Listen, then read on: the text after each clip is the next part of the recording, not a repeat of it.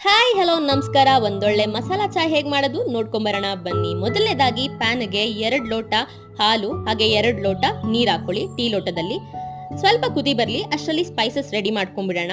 First ಗ್ರೈಂಡರ್ಗೆ 4 ರಿಂದ 5 ಏಲಕ್ಕಿ, ಆಮೇಲೆ ಕಾಳು ಮೆಣಸು 1 ಟೇಬಲ್ ಸ್ಪೂನ್, ಲವಂಗ 1 ಸ್ಟಾರ್ ಅನಾನಸ್ ಹಾಗೆ ಚಕ್ಕೆ ಇಷ್ಟನ್ನು ಹಾಕಿ ತರಿಯಾಗಿ ರುಬ್ಕೊಬೇಕಾಗತ್ತೆ. ಇದು ರುಬ್ಬಿದ ನಂತರ ಒಂದು ಬೌಲ್ಗೆ ಟ್ರಾನ್ಸ್ಫರ್ ಮಾಡ್ಕೊಳ್ಳಿ ಈ ಸ್ಪೈಸಸ್ನ. ಆಮೇಲೆ ಹಾಲಿಗೆ 4 ಟೇಬಲ್ ಸ್ಪೂನ್ ಟೀ ಪೌಡರ್ ಹಾಕೊಬೇಕು.